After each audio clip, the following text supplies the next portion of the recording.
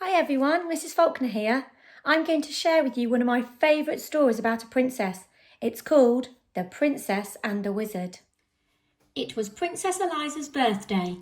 She was just blowing out the 7 candles on her cake when a wicked wizard flew down the chimney and into the room. "Why didn't you invite me to your party?" he thundered. "Because wicked wizards like turning people to stone," replied Eliza. "So they do," said the wizard, and with a flick of his bony finger he turned the king, the queen and all the party guests into stone. Then he laughed a horrible laugh and said to Princess Eliza, "They like capturing princesses too." Just then there was a whirring of wings, and in through the window flew the princess's fairy godmother. She was late for the party. When she saw what had happened, she waved her wand and said, "The princess may try 7 times to escape by changing her colour and changing her shape." The wizard just laughed his horrible laugh and said, "Changing her colour, changing her shape will never help Princess Eliza escape." Then he snapped his bony fingers again and turned the fairy godmother to stone. The wizard whisked the princess up the chimney and carried her away to his tall, dark castle. He locked her into the cellar, where she cried herself to sleep. The next day was Monday. The wizard unlocked the cellar door. He was holding the big red book which contained all his magic. "This is your first chance to escape," he said. "I shall count to 100 and then I shall come and find you." He opened his book, closed his eyes and began to count. Princess Eliza ran outside. The moat of the castle shone blue under the blue sky. She jumped into the water and turned herself into a blue fish. 98, 99, 100. The wizard opened his eyes, looked in his magic book and read, "To find where Eliza is hiding from you, look in the moat for the fish that is blue." He fished Eliza out of the moat and took her to his kitchen, which was full of blue pots and pans. They were all covered in dried up food. "So you like blue, do you?" he said. "Then set to work and wash." And he locked her in. On Tuesday morning, the wizard unlocked the kitchen door. He looked at the clean plates and pots and pans and he grunted. "Chance number 2, he said. Then he opened his book, closed his eyes and began to count. Princess Eliza ran to the farmyard. She turned herself into a yellow chick and hid in some straw.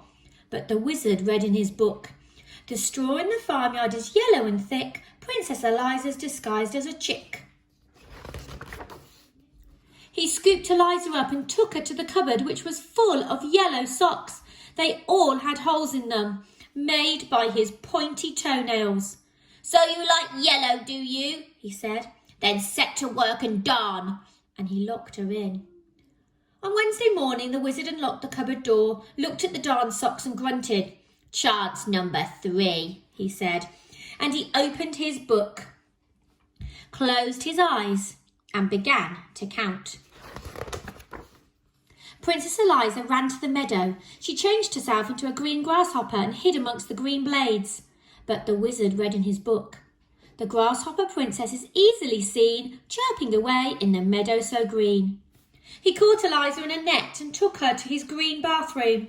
The bath, basin, walls and floor were covered in the wizard's slimy toothpaste. "So you like green, do you?" he said. "Then set to work and wipe." And he locked her in. 3 more days went by. Each day the princess tried to escape. On Thursday she turned herself into an orange fox and hid in a pile of orange leaves. On Friday she turned herself into a purple butterfly and fluttered among some purple flowers. On Saturday she turned herself into a black cat and lurked in a black tunnel. But each time the wizard found her and gave her yet more work to do. On Sunday morning, the wizard came onto the roof where Eliza had been scrubbing the sooty chimney pots. Instead of grunting, he laughed his horrible laugh. "This is your last chance," he said. "If I catch you this time, you must stay and work for me for the rest of your life." Then he opened his book, closed his eyes and began to count. Princess Eliza turned herself into a white gull and flew up into a cloud. But as she hovered above the roof where the wizard was still counting, she saw words forming on the page of his open book. "So that's how he finds me," she cried. "I shall never escape." Then she had an idea. She turned herself into a page of the wizard's book, a perfectly blank white page with no writing on it. 98, 99, 100. The wizard finished counting and began to read his book. The princess turned into a bird in the sky. She hid in a cloud. Then she had one more try. That was the end of the page. The wizard turned over to read more, but there was no more. The next page in his book was blank and white. He flew into a rage. "You stupid book!" he shouted, and he hurled it into the moat. The book landed with a splash and sank to the bottom. All of the wizard's magic was gone. At that moment in the palace, the king, queen, and all the party guests came back to life. "Where is Eliza?" they asked each other. Nobody knew except the fairy godmother, and she only smiled and said nothing. Princess Eliza had turned herself from a white page into a blue fish and was swimming to the edge of the moat. She turned herself into a yellow chick and ran across the corn in the farmyard. She turned herself into a green grasshopper and hopped over the grass. She turned herself into an orange fox and raced through the orange leaves.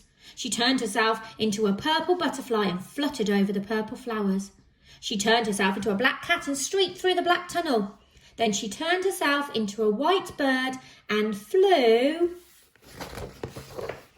all the way back to the palace and in through the window. She perched on a chair at the tea table and changed herself back into a princess. The king and queen and all the party guests hugged her. Then Princess Eliza cut her birthday cake and everyone had a slice.